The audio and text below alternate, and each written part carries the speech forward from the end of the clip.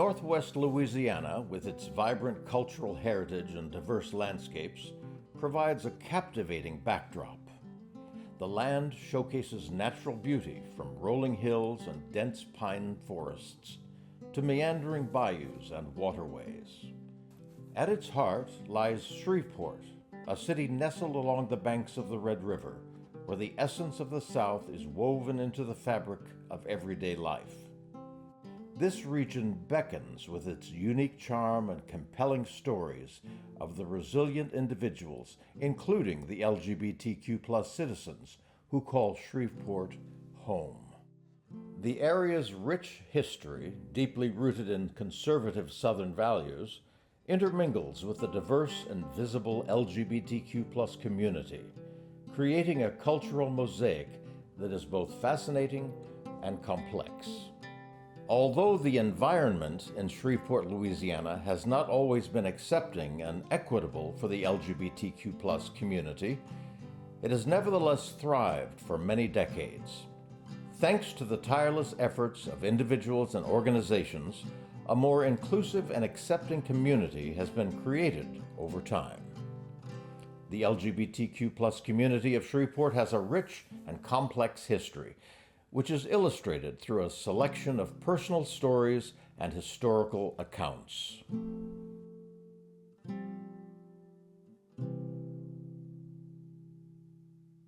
The journey of coming out and self-discovery often involves finding a community where one can feel accepted and supported.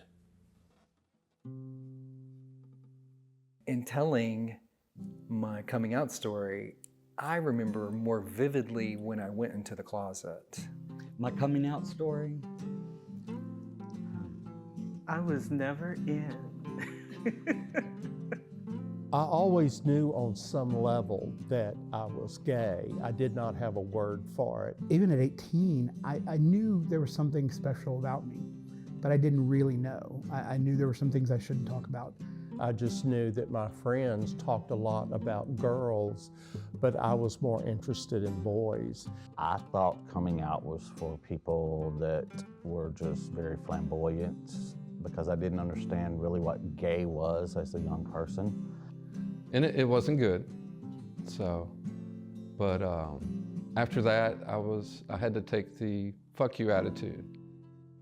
I did come out to my best friend and said that I think I'm gay, and he said, no, you're not. You just need to fall in love, marry a woman, have some kids. I did what everyone else did. You date, you get married, you have kids, and you do that until your life starts to fall apart. And mine did. And hit some really low spots toward the end.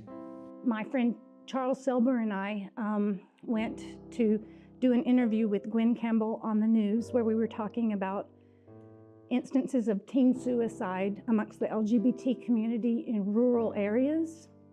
And the phone rang, and it was my mother calling.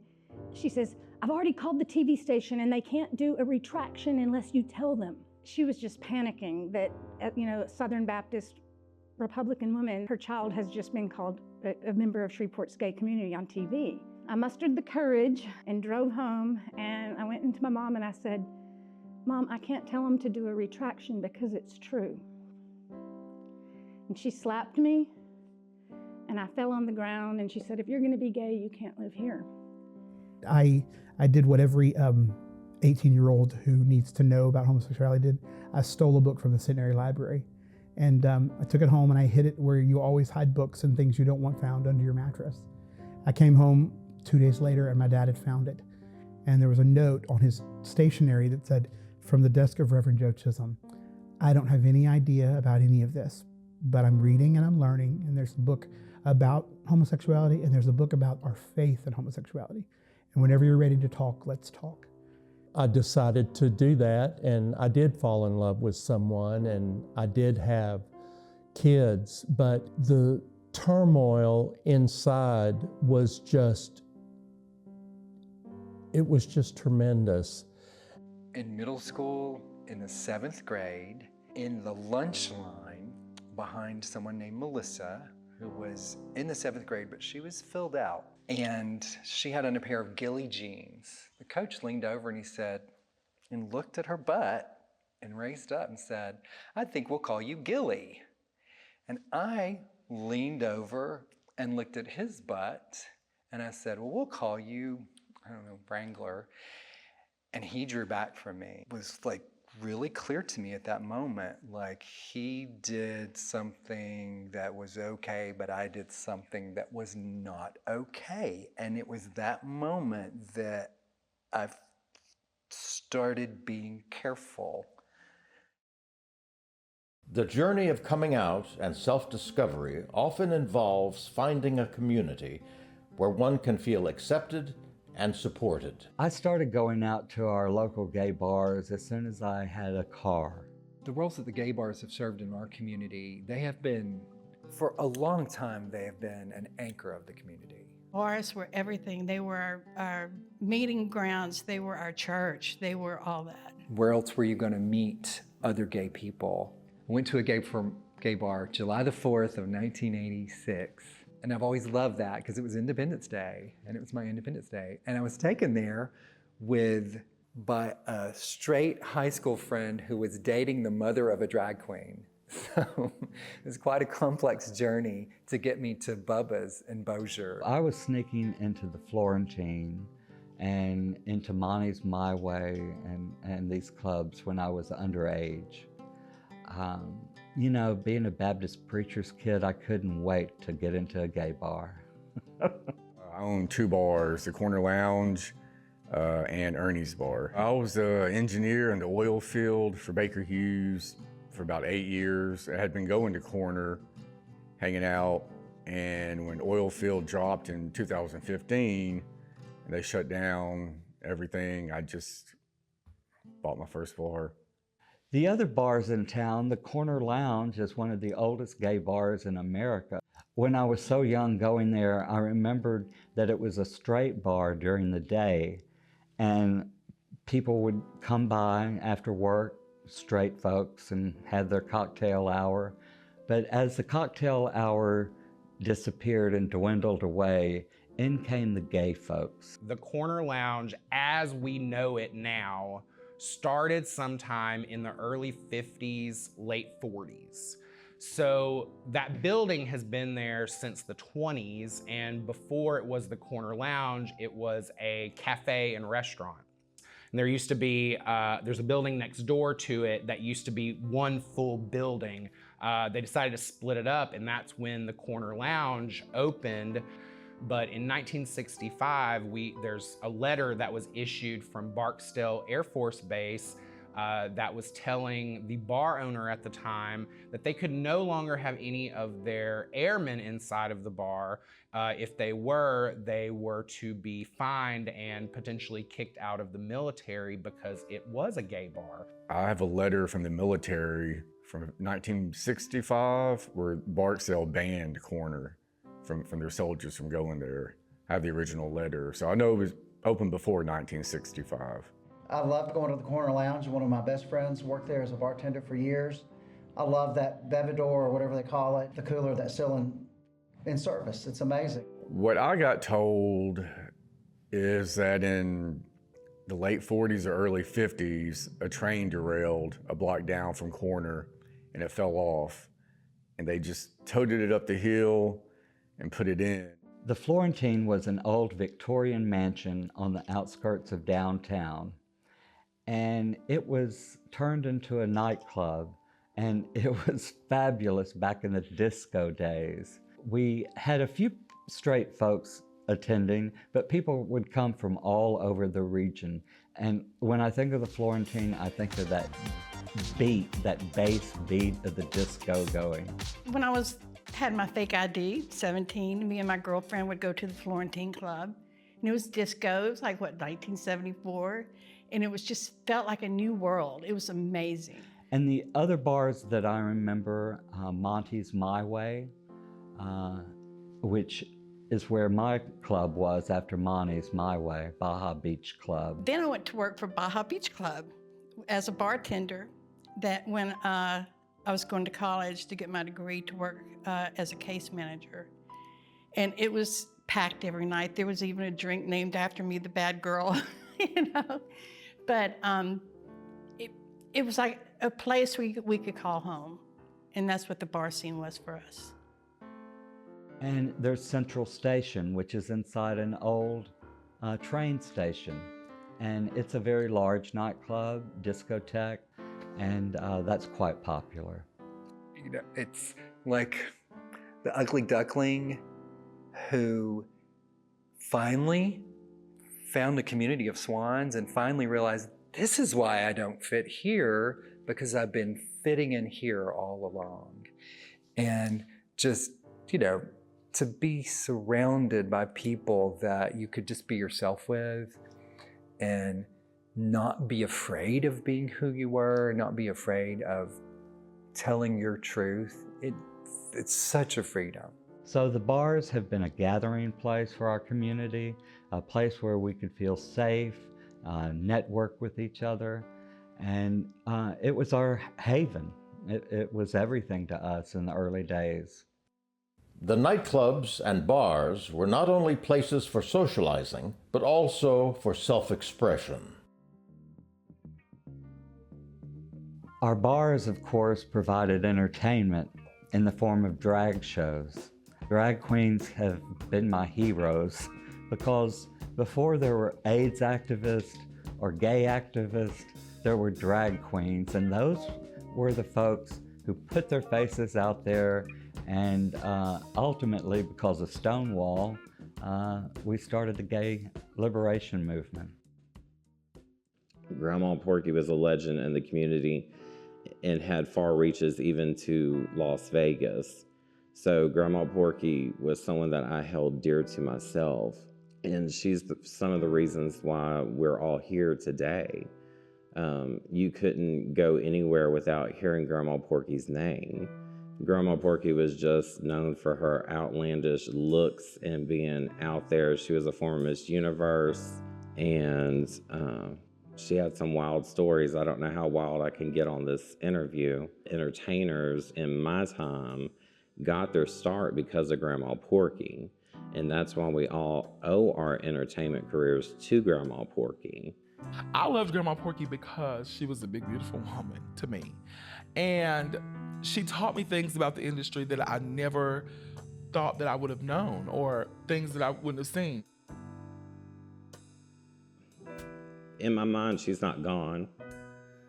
We would always talk every day, and she would always tell me about past experiences and past legends, and her two daughters that she had. She was like a mother to me. She basically showed me the ropes of being an entertainer and basically showed me the ropes of being an MC.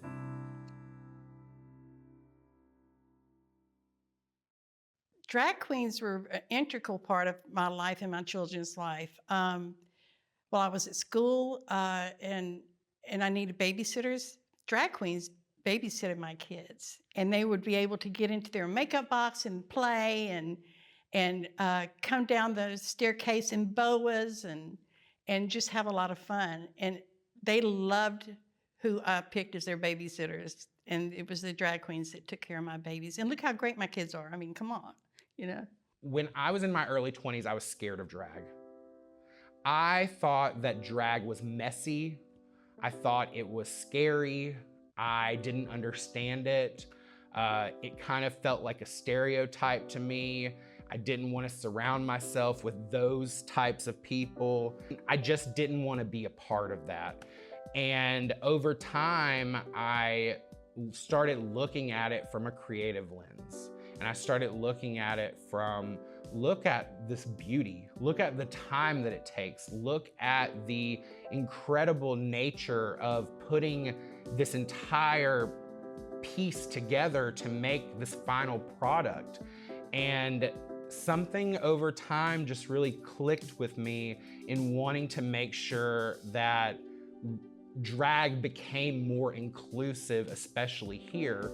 I always say that Serena and Donnie are two different people, and my husband even says the same thing, but we're one person in the same. Because you step out on a stage with hundreds of unfamiliar faces, unforgiving faces.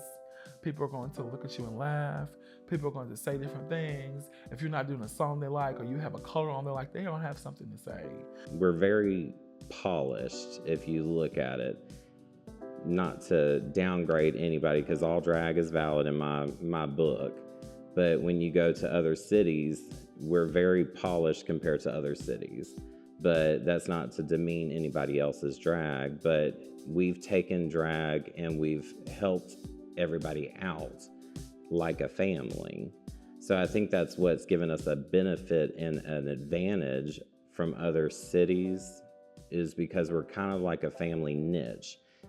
I would say drag has given some people a home in the equality movement, because some people don't have homes and some people don't have jobs, and the drag has actually given them a home, has given them a job and a way to make ends meet. So sometimes the people that are looking to get into entertainment, as we did, it was a hobby, but nowadays some people look at it as an actual job. So this has given some people in the community a way of making a living. I believe drag is the glue of the community. It's something that can always be changed and molded into whatever we need it to be.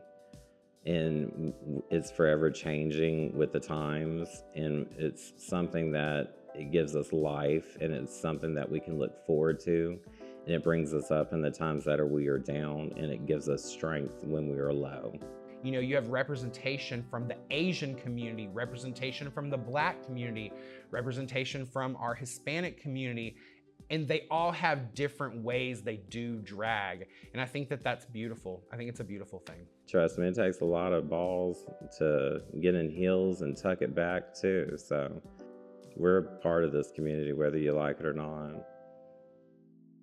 In 1986, a small group of professional gay men in Shreveport organized and brought modern-day Mardi Gras to North Louisiana.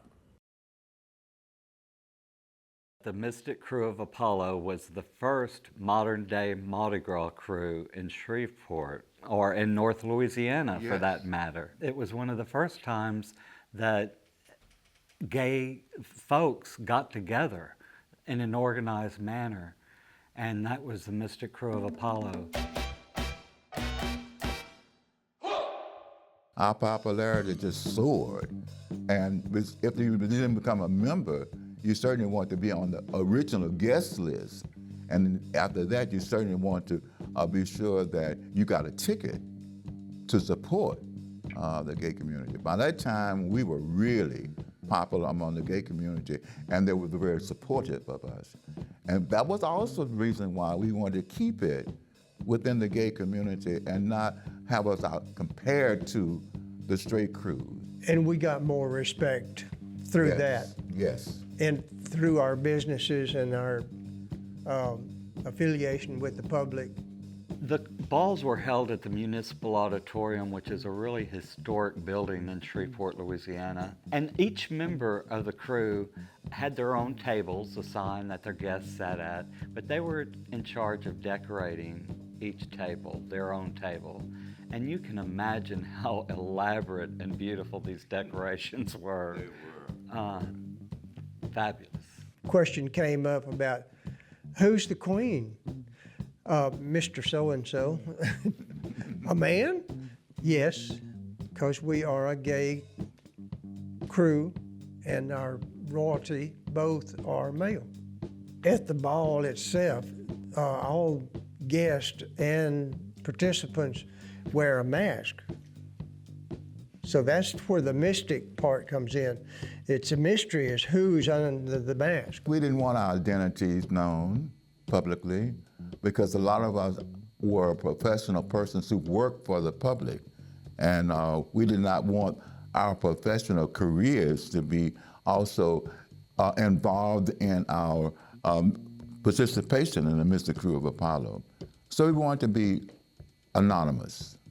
I was a public school teacher, and that would be, at that time, that would be sort of like detrimental to me to be involved in an organized gay organization and then also still teaching in the public school system in Shreveport.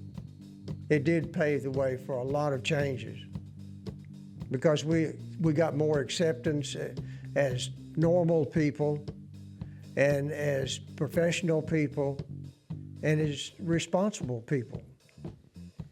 And I think it helped our population a lot. I just want to say, through all the years of Apollo, I was the best looking queen.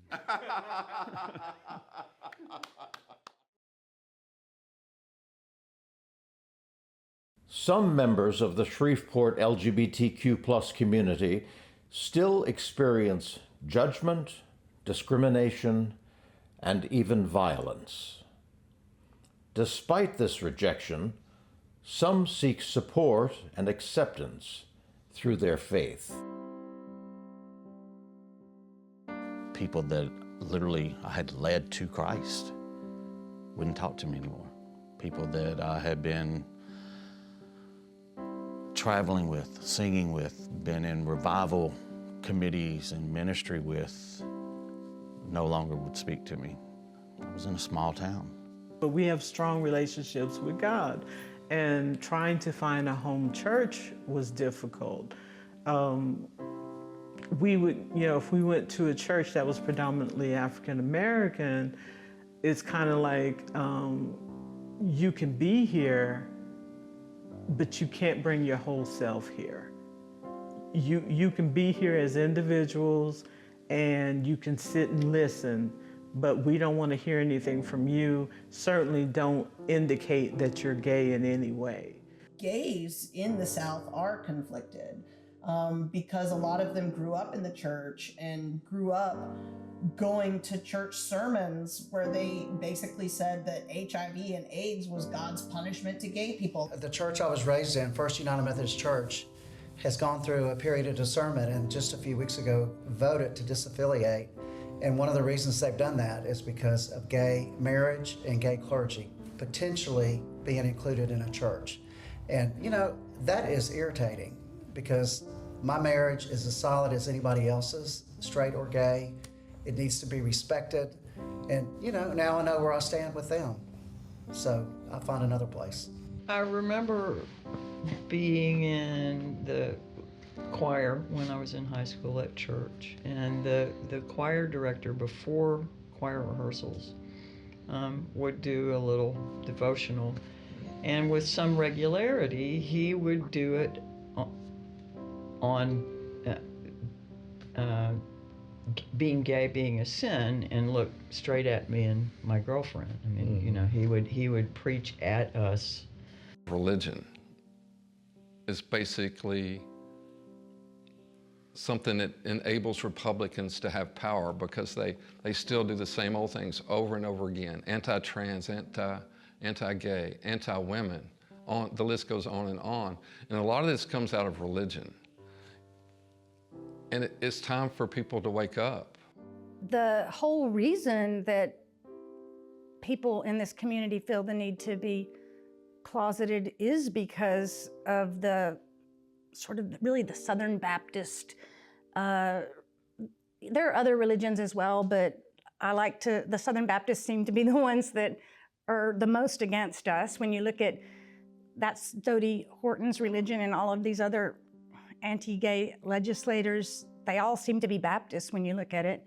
The Southern Baptist Church, it made it very difficult, and I found it to be, I didn't have the words at that time, but now I know that it was a hate-filled approach to the message of Christ. We were deeply involved in church, had been all my life. My two sons were still in church. Family members that wouldn't understand, didn't understand. Tried to keep all that to a minimum. So as soon as I came out, I left the area. Again, to try and keep gossip to a minimum, trying to keep any backlash to my immediate family as low to non-existent as I possibly could. You know, over time that word gets around, gossip spreads, and it is what it is, but I wasn't there to fuel any fires. There wasn't one phone call, no one reached out. David, where are you? How are you doing? Just wanted to say hi, miss you, whatever. You know, it was crickets for years. Once I knew what gay was, I knew that was certainly something that I was right in the midst of at a young age of about 16.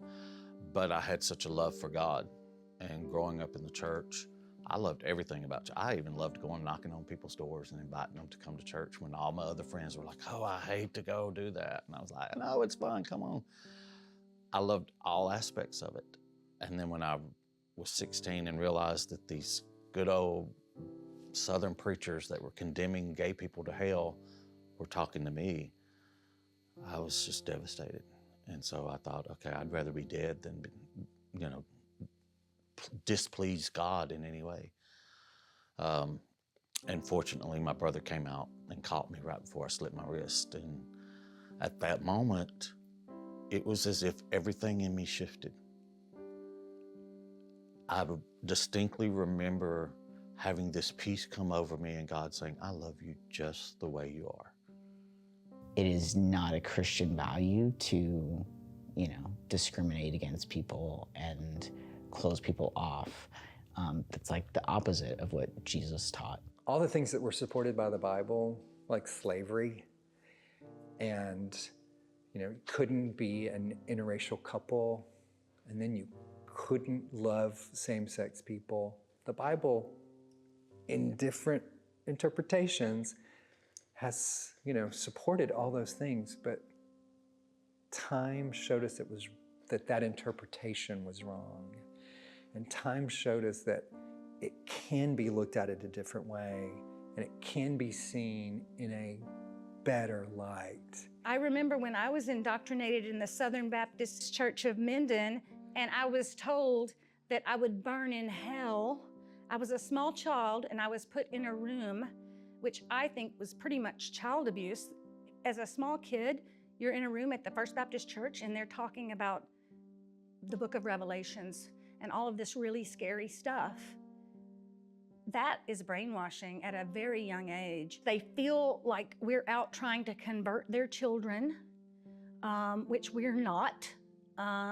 We're just trying to protect the kids that are LGBTQ and the kids who maybe have same-sex parents. That's why we end up with high suicide rates in LGBTQ plus people, is because it devastates them. And so community churches like this are a ray of hope. It's literally why we call ourselves Christ Church of Hope, because I believe hope can conquer anything. The impact of the HIV/AIDS epidemic on the Shreveport community was devastating. Activists and organizations fought and continue to fight against the stigma and discrimination faced by those affected by the disease. At that time, you know, AIDS needed some kind of support. AIDS organizations needed support. I was diagnosed with HIV in 1985, and at that time, it was a death sentence. I had 3 different doctors tell me that I had 6 months to live. I did not want my family to be ostracized because of my illness. At that time, people would literally back away from you, and they didn't know how it was spread at the time, so people were scared. And because of that, I moved up to New York when I was offered a job managing a nightclub in Manhattan. And in that way, I could protect my family, but yet be at the epicenter of AIDS and AIDS research at the time. And eventually, I came back home to die. I want to go back home to Shreveport and be close to my family. And as it's turned out, all these years later, 40 years later, I have been caregiver for my mother and father and brother who have passed. And It's funny how life works out. My parents, of course, were devastated that I was terminally ill. In fact, my mother was extremely active in a group that formed with Mrs. Selber, Chuck Selber's mother, called Mothers of AIDS Patients, MAP. And those mothers gathered once a week and were just supportive of each other. And you have to remember, it was a death sentence. People, once they learned they had AIDS, lived oftentimes a week, a month, 2 months. So it was a scary time. There was a lot of fear at the beginning, and rightly so, because we didn't know how the disease was transmitted in the very early days. But then our medical community should have been better educated, because even in the early 90s, they were dressing down in hazmat suits, totally covered in plastic before they would enter a room with somebody with HIV or AIDS. AIDS patients' food, their food trays were slid across the floor from the door, hospital room door, to their beds. And of course, they were in no shape. So at one point, there were food trays just lined up around the hospital beds. And of course, the patient hadn't eaten. So it was,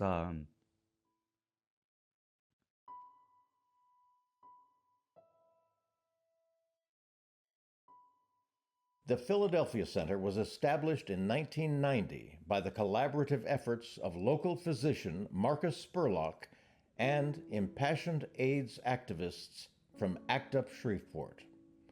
The center was born from their collective frustration with the government's apathy towards the AIDS pandemic. Additionally, the center provides hope, advocacy, and educational programs ensuring inclusivity in its outreach efforts to serve the community.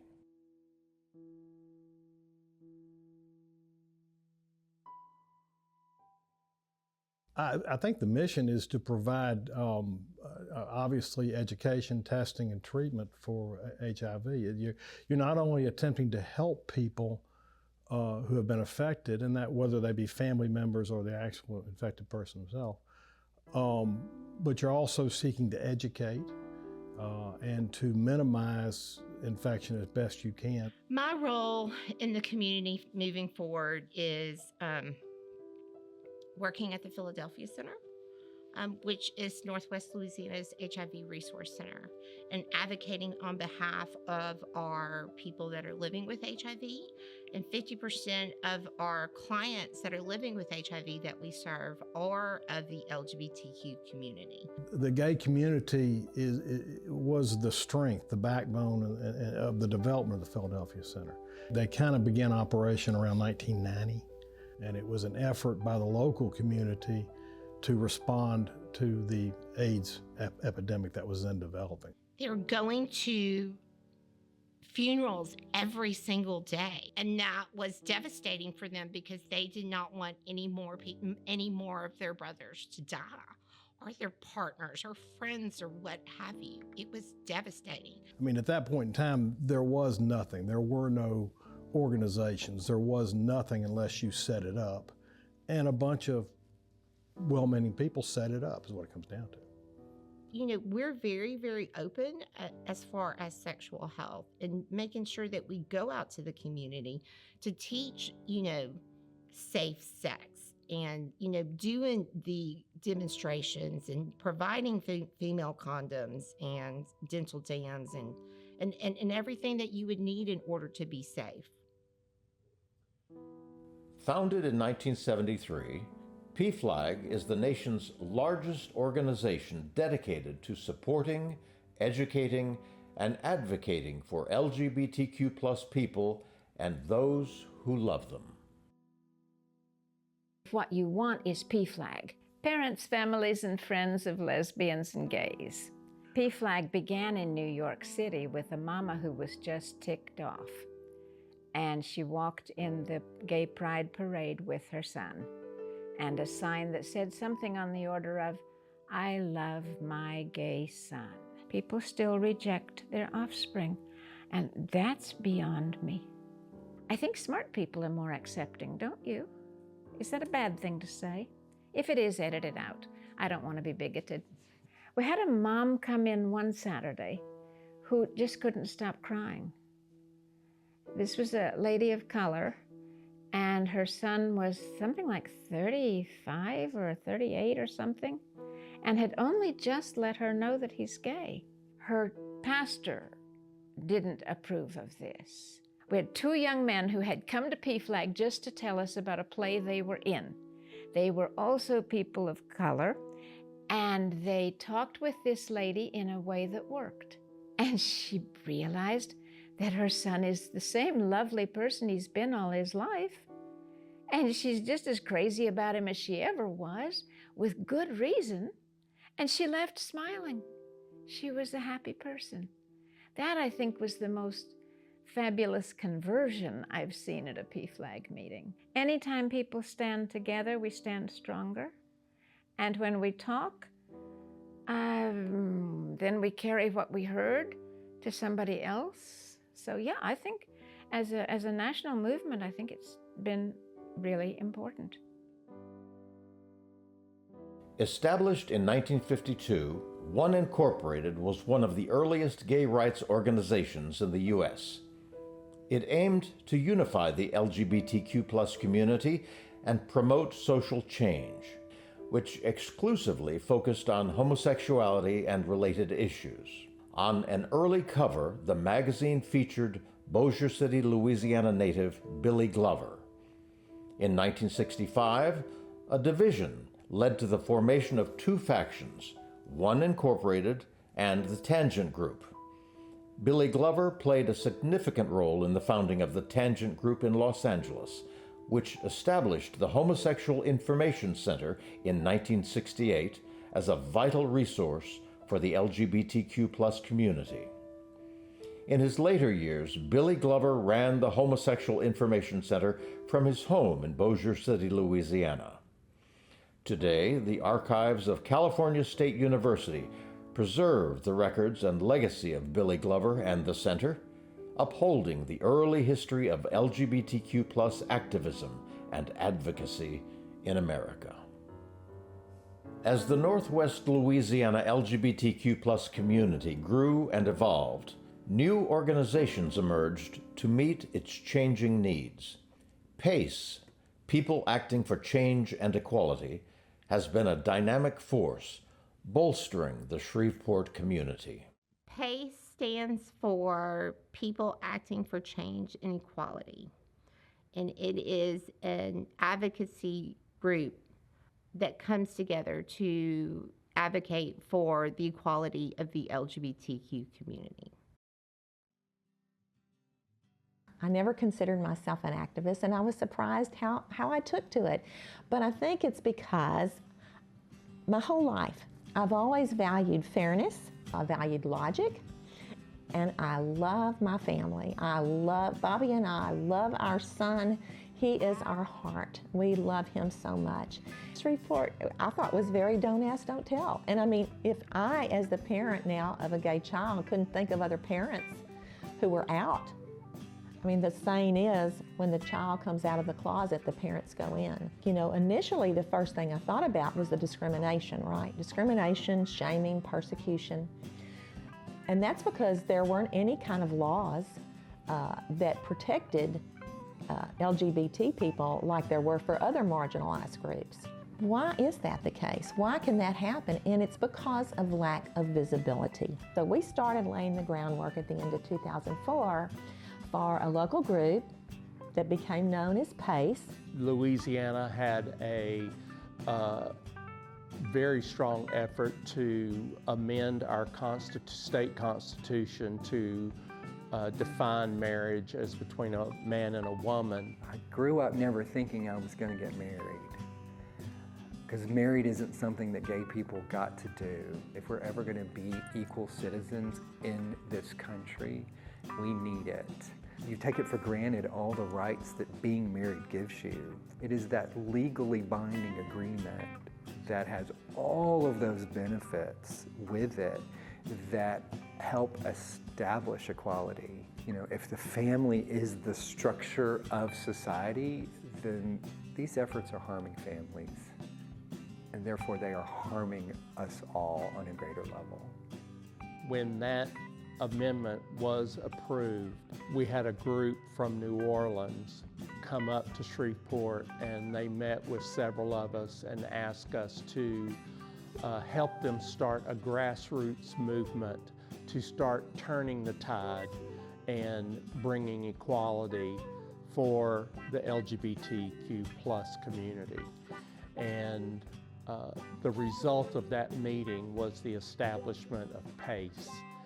As a queer person, as a non-binary person, as someone who is already different, to make sure that there are other people who are like-minded, like myself, who feel as if that they have a place to participate and hold space and feel good about themselves.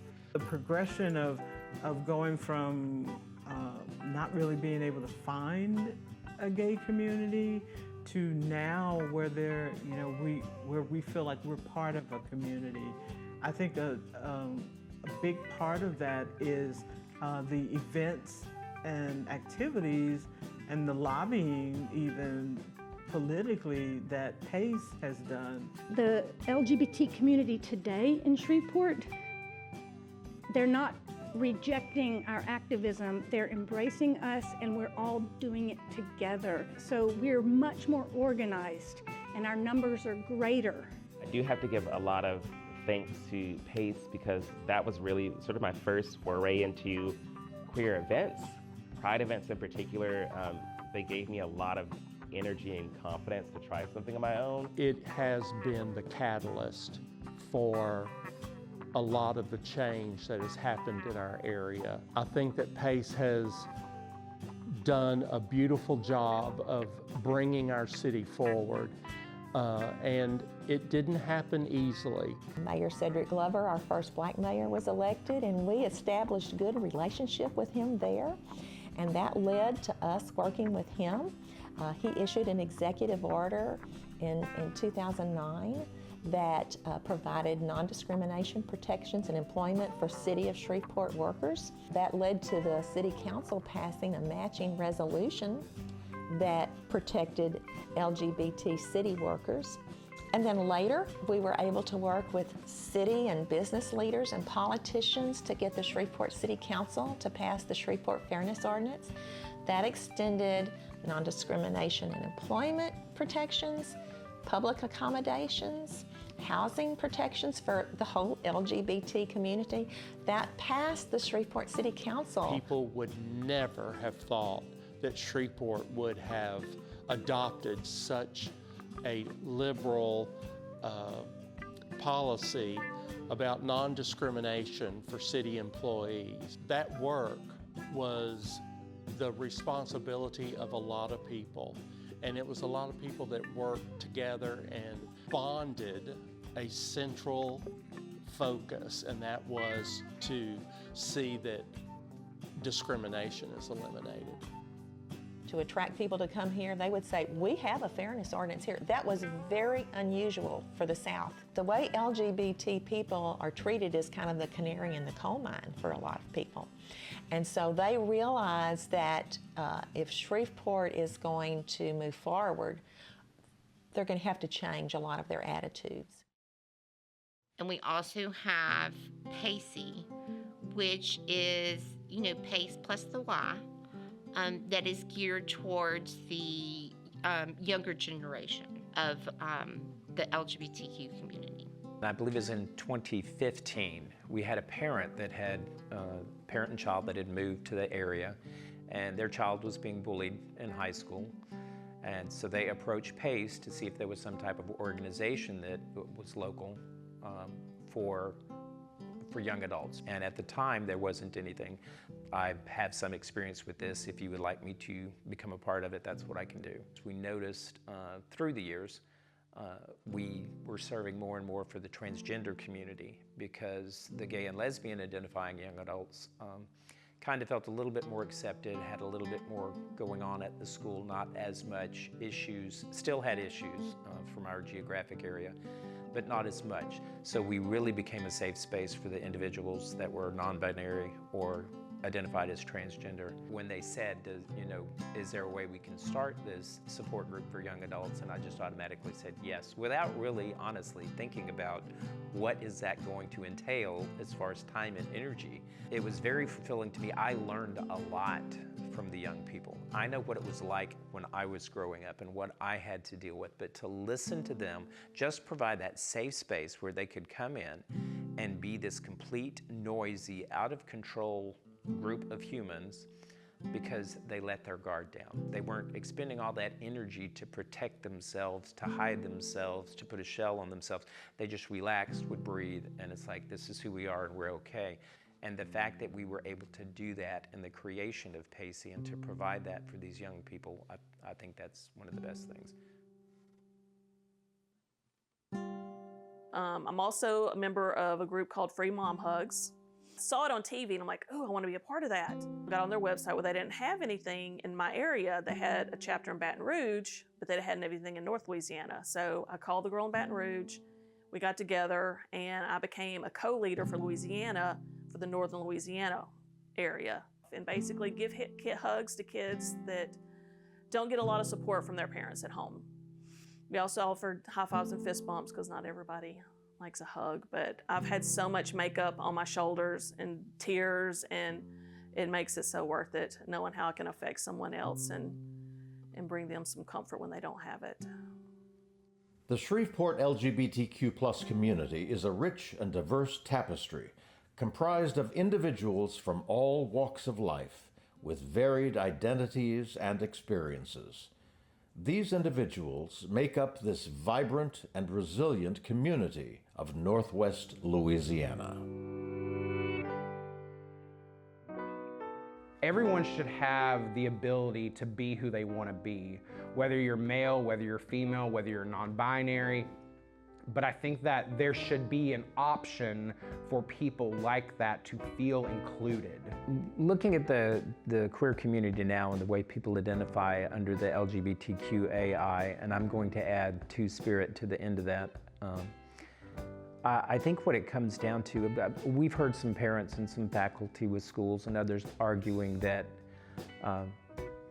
it's a fad, it's a phase or whatever. I mean, historically, if we look back, to ancient times, literature that mentions individuals that would express themselves in a non-binary fashion. We have been here throughout history, but I think now it's that awareness, it's that openness to come forward, where we were showing some progress and we were becoming more inclusive and more accepted. And I do not like the word tolerated because that's completely different, but let's say more accepted. Being non-binary does not mean looking androgynous. It doesn't mean that you have to look a certain way. It's about how you are interpreted by other people. It is about this person, this human being, and I don't want to be looked at as a male and I don't want to be looked at as a female. I just want to be looked at as a person. I don't know if the word trans will go away. I do think it's helpful to kind of have that identifying aspect. I'm a guy, I'm a man, and I'm also trans. But with with so many, there's not just two genders, right? Everything is fluid, and some people are both, some people are neither, and so I don't necessarily see the word trans going away, but it'd be great for, just we're all people. I think we've all seen in the past few years that upswing of the legislation that we're seeing against the LGBTQIA community. We've always been targeted. Certain groups like to marginalize the other, someone that's not like them, and I think we're seeing an upswing in that, unfortunately. So it's even more critical now that we have those support services available for young adults and young adults up into 20s, 30s, 40s, you know, we need to come together as a community. Oof. They're getting rough to, you know, keep watching the news and seeing how many bills are actually being, you know, put up and actually passing. And I know that there's a few in Louisiana that, you know, I don't know if they've already voted on or about to vote on that are, you know, I don't think necessarily they're still bad, but I don't think they're hopefully not as restrictive and as terrible as some of the other bills that we've seen across the country. And but it's probably just the start in Louisiana. They're probably just seeing what they can do right now, and I think if these bills pass, then it's, you know, the floodgates are going to open to try and pass so many more restrictive bills. It's terrible. Most all of these laws at the end of the day are an attack against trans people. They feel threatened by transgender people, and it's absolutely disgusting. The drag ban that's taking place in Tennessee right now really comes down to making sure that trans people are not in the face of children. That's what it really comes down to. But disguising it through drag and saying, oh, well, we can't have these types of people dressing up as the opposite gender to perform in front of these public spaces. Well, what happens in theater programs? What happens in these comedy routines, these national acts that are traveling through where there are various genders playing other genders? They no longer can do that because those are all open to all ages. It just doesn't make sense to me. One day I opened up the obituaries, and there was a picture of Jock McKinney. And I knew Jock from Central Station. And it just had a picture of him and that he had died. And I thought, oh my goodness, I such a nice man. And I knew him as Mrs. Val, because that was, I guess, his alter ego, or who he was when he wanted to be more. And so I started researching it. And I found out that he had died. They'd found him on the side of the road, and naked, beaten, and that despite his family saying, we think it was a hate crime because they didn't like people like him in our neighborhood, they just reported that he had, you know, probably gotten robbed and died, and that was it. And that was in 2013. And I thought, no, that someone can't die like that in my community. Blocks from where I was working, you know, in a city where I live, and no one say anything. And it happened 2 more times that year, to Terry Goldstein and to Freddie Henderson. And I thought, no, no, no. But then in 2014, a trans black woman that I'd met named Melanie Rose, 18 years old, gorgeous, lived out of town, was a friend of a friend of a friend. And I get a phone call from her friend that says that Melanie, on the verge of her 19th birthday, had committed suicide because she couldn't imagine living in a world where they would accept her. And then in 2018, Vontasia Bell happened. August 30th at 4 a.m., an 18-year-old black trans woman was murdered and left on the side of the road here in Shreveport. And I don't know why, but I just knew I couldn't let someone die in Shreveport, and nobody cared.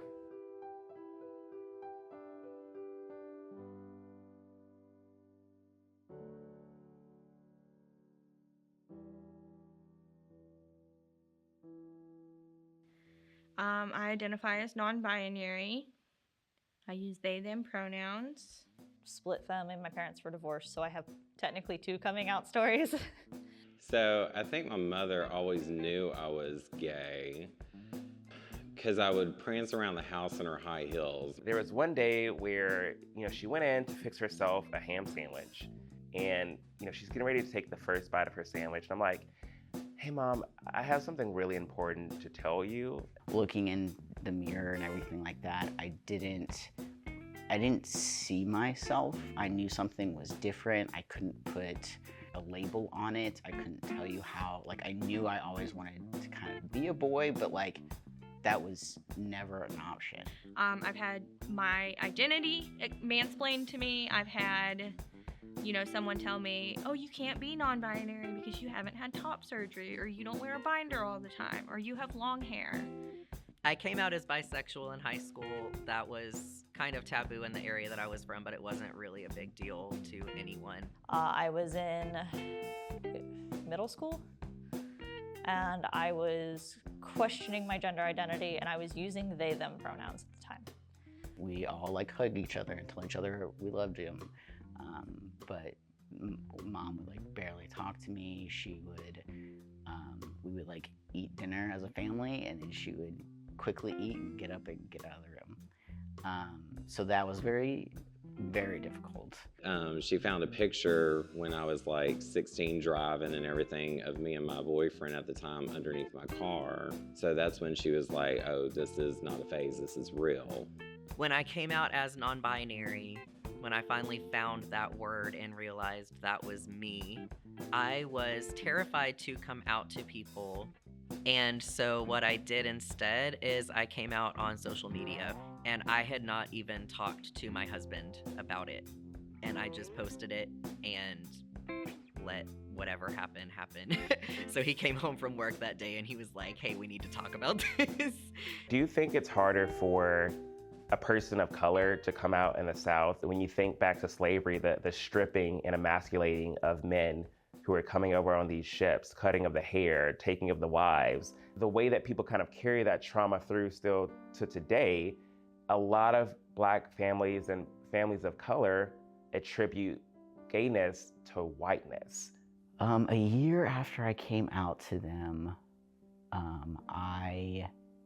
my dad actually called me on their anniversary and said, hey, I have a video that I want you to watch. And he said that he was also gonna have my mom watch it. But ever since really that point, she actually started trying to have a relationship with me again. It has been, I won't say smooth sailing since then, but it has definitely been a lot better. Mom and I talk frequently. I think it did take her a while, but she was start calling me her son and using male pronouns and Sean, and she would mess up from time to time, but that's to be expected. But yeah, they call me their son. My siblings call me their brother. It was really great because when I told my older brother, he was like, oh, I always wanted a little brother. And I was like, oh, I'm glad I could give that to you, The emergence of locally produced theater exploring explicitly gay themes traces back to 1974, when Port Players staged playwright Mart Crowley's groundbreaking work, The Boys in the Band. This was followed by Centenary College of Louisiana's powerful productions of plays like Larry Kramer's The Normal Heart in 1987, Martin Sherman's Bent in 1990, and Tony Kushner's Angels in America in 1997. Both Centenary College of Louisiana and the Shreveport Little Theater staged Moises Kaufman's The Laramie Project in 2004 and 2011. Shreveport's live theater scene has played an important role in the region, fostering empathy, education, and diverse experiences. These productions and cross-dressing actors bring deeper understanding, initiate meaningful conversations, and help shape our community's mindset. Fabulous and unique events continue to bring together Shreveport's community for celebration and support. One group that emerged was the Pink Party. Elks Club in 1994. We were decorating, and of course there was a lot of pink. Pink balloons, pink everything. And one of the ladies asked, are y'all having a Mary Kate party? It was a man. Oh, when the lady that's was right. A man. And somebody said, oh yeah, there's gonna be some Marys here. I said, I said, sorta. He showed up a week early, dressed all in pink.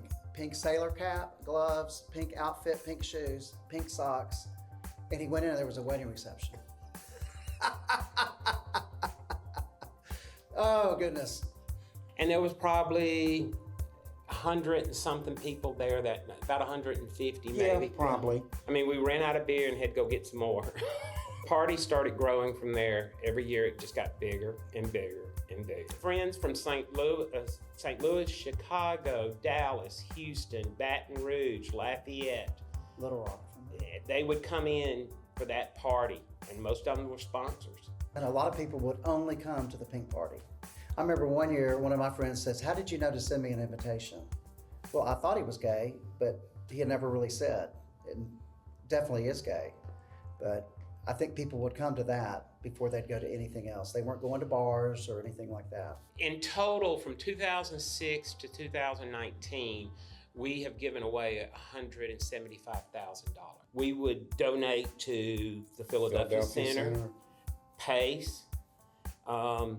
Louisiana Association on Compulsive Gambling became one we would donate to because they had a suicide hotline, and at one year we had 2 deaths in the gay community. And we invited our friends, gay and straight, family members. It just grew bigger and bigger. The party really started growing and pushing out, not from the gay and lesbian community, from the straight community. It was a mix of gay and straight. It wasn't all gay. There were a lot of straight people. Yeah. The straight people was the crowd that grew for Towards us. the end, it was almost more straight than gay. The younger crowd is very much more out, and a lot of the older crowd has become more comfortable being out. And they might not be telling people I'm gay, but they're comfortable coming to events that have a mixed crowd. For us, it was a great event to look forward to. It was fantastic. It was a great party, especially the years, I think, before it got so big. It got actually too big. But now that we know it could probably be that big, I think we'll be more prepared for it. Right. If your event's good, it's going to grow. Celebrating our diverse community, attending events, and meeting like-minded individuals provide a sense of support and belonging, a safe space for celebration, advocacy, and community building. But I've always wanted some kind of way to feel like I was giving back to the community. I've always very much had the heart that community is your home, and where I live, I wanted to be a part of what builds that up. It did start very small, and it was almost like a picnic in the park. It was just like when the weather started, it was a springtime event, and so when the weather got good, everybody would meet in the park and just have like a little picnic and casual get together and stuff. We are extra about everything. Truly. Let's just preface this conversation with that. Like, we don't do anything small or half-assed, or like everything has to be grand. We could totally have a festival in the park in Shreveport. We can do that. Let's do it. Let's right at Betty, do it. Virginia. We're so lucky now because Shreveport now has so many gay events. But at the time, it really was the only large-scale gay event that was free, open to the public, and just a place where people could come and be themselves. Something like Pride in the Park makes it not an adult thing anymore, and that's scary for some people and just completely liberating for others. I think more than anything what has propelled the movement and the growth in our gay community here is us coming out more. It's like Harvey Milk said back in the 70s, like, the more of us they know and the more of us they love, like, we're gonna change more hearts that way. We're here, we're in everyone's view. We're it's here, public. we're queer, get used to it. That's exactly it. It is. Field Gay, which is an adult field day event that is queer specific and ally aligned. Being LGBTQ is more than just about partying and drinking. We have community members here who want to be active, healthy, are looking for ways to connect. The first Field Gay was 2021. We mimicked it off of Field Day, which, I mean, Field Day was my favorite day of school, period, ever. All day long, they competed in field day games, like the three-legged race, the pizza box relay, tug of war, like Hula all of hoop, I those think. things, and we saw like ages from like 4 all the way up to people in their 70s. Like, I mean, that event is an event where truly, like, even if you're not competing, people would come and just spectate and shop the vendors and eat food, and it's just another fun way for our community to be together out in the daylight. I started CLOSET2PRIDE, which at the time was just called QProm, Shreveport QProm, and it was an organization that was really focused on being more outwardly open about being gay in this area. I was so passionate about the idea that we didn't have to just relegate ourselves to being in the club space, that there are people who have families or who are recovering from addiction. I just needed a space to be seen. You didn't get to go to your prom with a partner of your choosing, maybe in high school, or maybe it was 10, 20 years ago. And we wanted a space that allowed people to meet other people who they could create ideas with to further grow the community here. I could actually live here. The quality of life is here. The potential is here.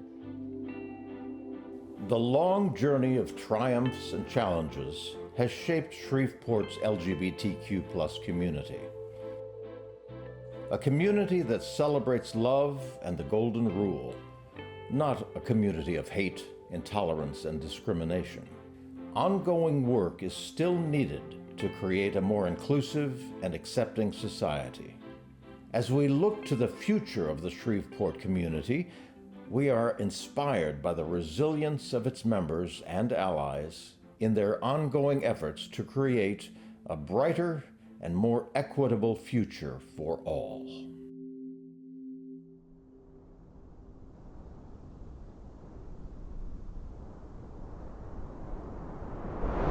I hope and pray and am kind of like desperate that in the next 10 years that this will be a community that is thriving and bustling with activity. The future has got to be a place where we help people speak for themselves. And then when they're speaking, that we actually listen to what they're saying and change our behavior.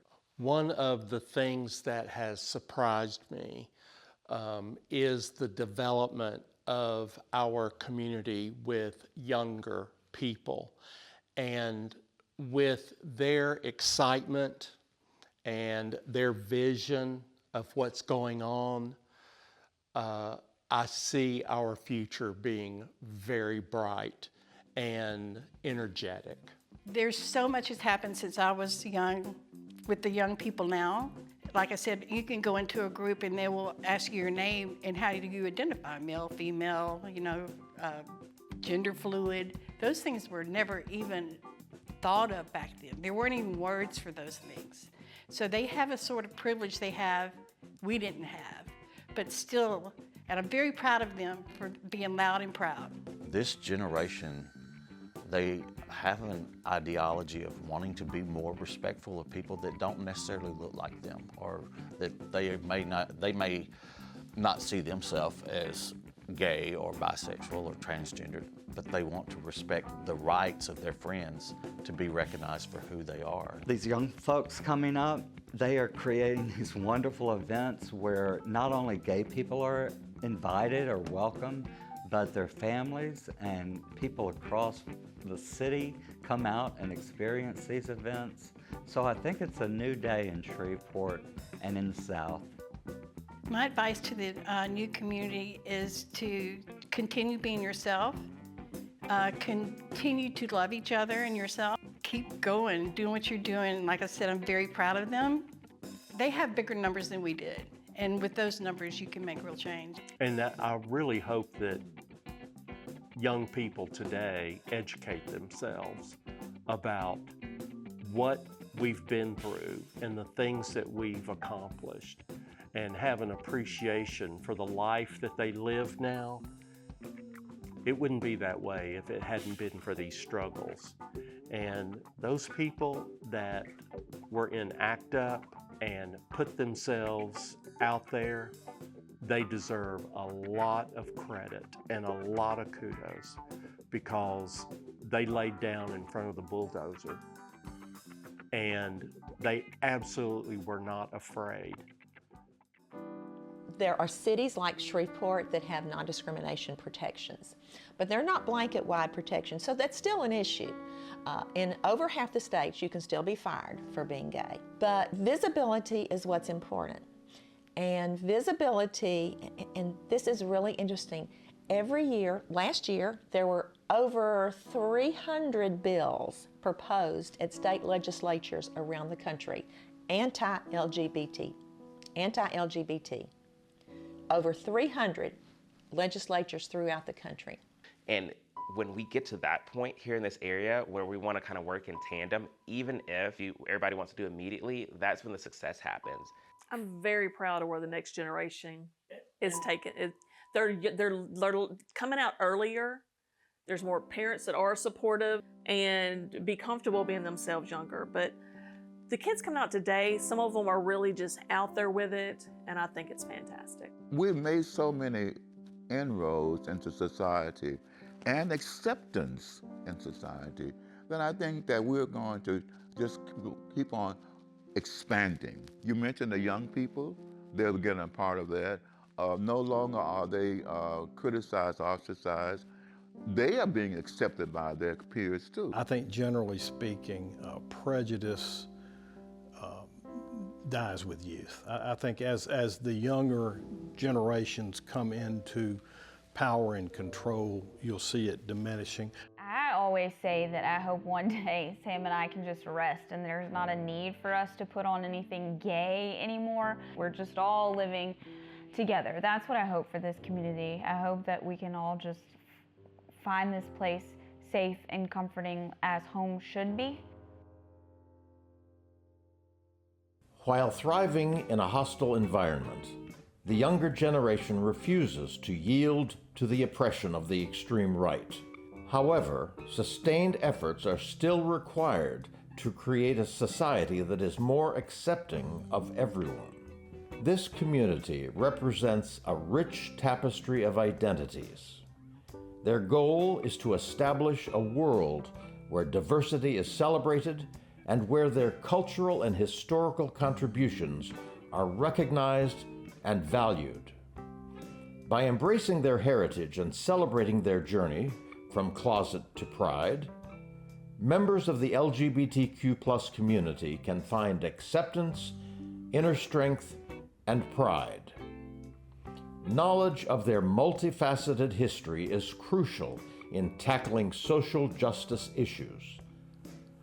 Local legends, events, and organizations can enlighten, motivate, and empower both LGBTQ+ individuals and their allies in the ongoing quest for a more inclusive future.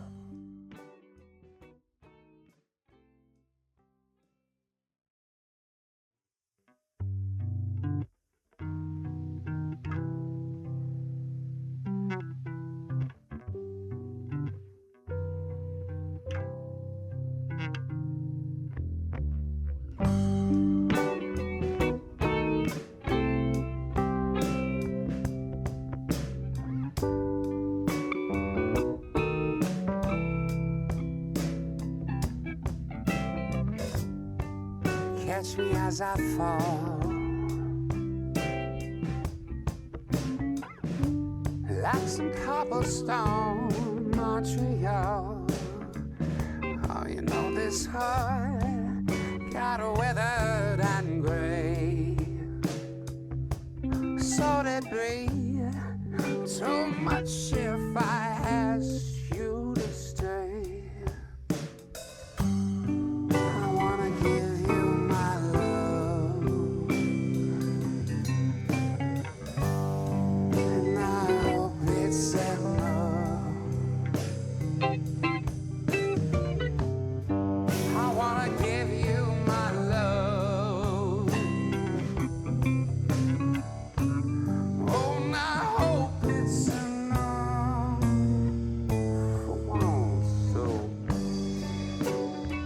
Won't you stay?